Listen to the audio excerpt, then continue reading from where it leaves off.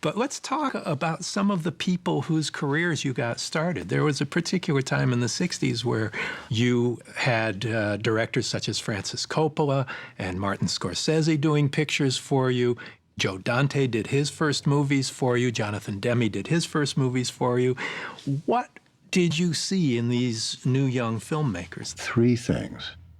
One, that the filmmaker is intelligent. I have never met a successful writer, producer, director over a period of time who isn't intelligent. You might get lucky if you're not that bright and have one success, but to have a series of successes over a period of time, you've got to be bright. The second thing is you have to be willing to work hard. You know, and I know, but I don't think the public knows how hard this job is. It's mentally hard, but it's also physically hard. You're standing all day long, day after day. As a matter of fact, when I talk to these guys, I say to them, I talked about here's how you set up shots, you do this and so forth, you build the mood with the lighting, and get a chair with your name on it and make certain you sit in the chair, because you're going to find you're going to be worn out by the second day if you don't. So the second thing is they have to be able to work hard. The third is the intangible, how creative they are. With most of the people who started with me, I'm able to judge that. For instance, Francis Coppola was my assistant. Jonathan Demme was my assistant. Joe Dante was a film editor. The only one who had not worked with me in advance, so I was able to judge what they could do, was Marty Scorsese. But I'd seen an underground picture Marty had made in New York, and I just said, he's the best unknown filmmaker I'm aware of. I'm going to hire him. I was making the picture for AIP. They were somewhat against it. They said, he's the guy from New York, and we're doing Boxcar Bertha, a crime picture in the South. And I said, which I also believe, I said, a good director can make anything. That's not 100% true, but it's 90% true. And indeed, Marty came from New York, came to Los Angeles for pre-production. We went to Arkansas, and he did a brilliant job. Boxcar Bertha, his first commercial film, was a very good film. Another filmmaker who started with you is Jim Cameron. He now has a $300 million movie called Avatar. I remember when Terminator 2 first came out. It was $100 million, at that time the most expensive movie ever. And Steven Spielberg told me at the time, I don't know how I could spend $100 million on a movie. What's your reaction to where Hollywood movies have gone? Well, Jim Cameron is one of the leaders in pushing the budgets up, which is ironic because he started with almost zero budgets working with me, and he's gone up to these bigger and bigger films. But I would go to Titanic, which cost $200 million, at that time the most expensive picture ever made. And somebody asked me what I thought of my protege, who was making sets out of cardboard at one time, spending $200 million on Titanic. They said, isn't this a waste? And I said, no, you see the money on the screen. You see the ship, you see the special effects, you see everything. In my opinion, he didn't waste any money on that picture at all. He spent a lot of money, but he got an incredible look to the film, and he was justified with the success of the film. The guy I would fault is the guy who spends $80 million and it's two people walking around a room. Now, he is the one who has wasted money. Well, you certainly validate your budget at $200 million when you gross over $1 billion. Yeah. Then all bets are off. Right. How about you? Could you work within, what would you do given a Hollywood budget?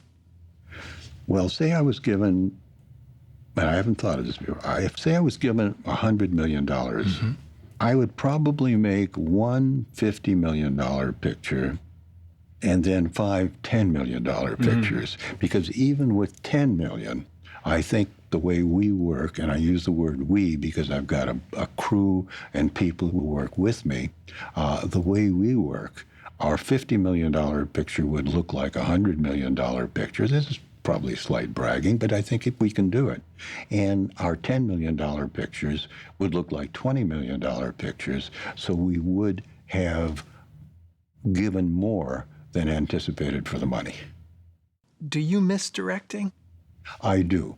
The most interesting and creative time for me when I was a producer-director. I feel as a producer-director, you have full control.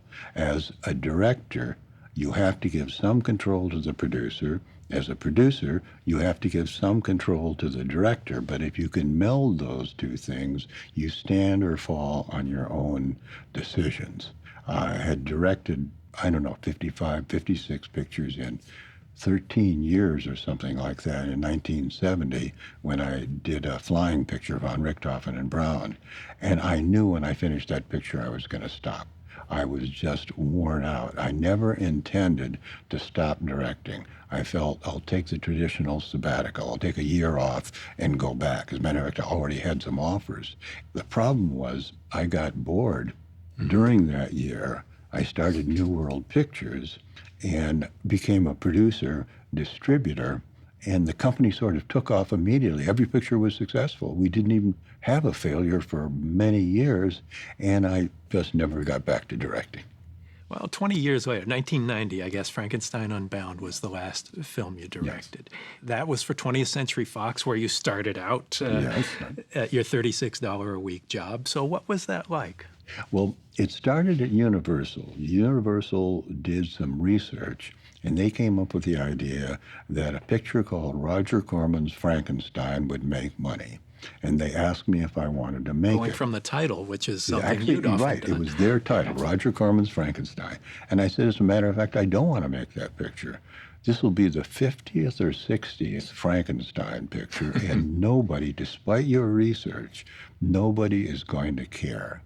Well, they kept calling me back every 6 months or so and offering me more and more money until finally the money became grotesque. And I said this, if I can find a new way to treat the Frankenstein story, I can do it. I just can't go the traditional way. And I read a story by a good English novelist called Frankenstein Unbound, in which the protagonist starts in the 21st century and through time travel, travels back and meets Dr. Frankenstein. Mm-hmm. And I said, that is an original idea. And I made the man a scientist. And in the original, I think he was a statesman. I felt man from the future should be a scientist who goes back and meets Dr. Frankenstein, who is also a scientist. Then I changed the title from Roger Corman's Frankenstein to Roger Corman's Frankenstein Unbound because I felt I owed a debt to the novelist. Right. Frankly, it should have stayed Roger Corman's Frankenstein, but I felt I have to be fair to this guy. And do you think the films that you produce reflect you? I think inevitably the films a person produces reflect the original filmmaker's ideas in part, not totally. And occasionally if somebody sends me a script and I say, well, this is a good script, I will make this. In the making, I undoubtedly let some of my own thoughts come in. And what would be a movie that you would really love to make yourself? What could bring you back to the director's chair? I'm not certain anything could at this time, but I remember two scripts I developed that I liked very much, and they were both turned down because they felt I couldn't make them for the money. The first was Robert E. Lee, the Confederate general. Mm-hmm. They said, you can never stage those battles. I had already worked out a deal with a military school that for the students' uniforms were replicas of the Confederate Army. And I had arranged to make a contribution to the school. In return, they would restage key battles of the Civil War. But the studio did not believe I could do it. Then I developed a script of Crazy Horse, the great Indian chief who defeated Custer. And same thing happened again. They said, you'll never be able to get all of those Indians for all of these battle scenes. I had already made a deal with an Indian tribe, I have forgotten, somewhere in the Dakotas, to do this, but the studio didn't believe I could do it. So you really like American history. Yes, very much so, and I've worked very little in it in my films, except for some gangster films of the 20s and 30s.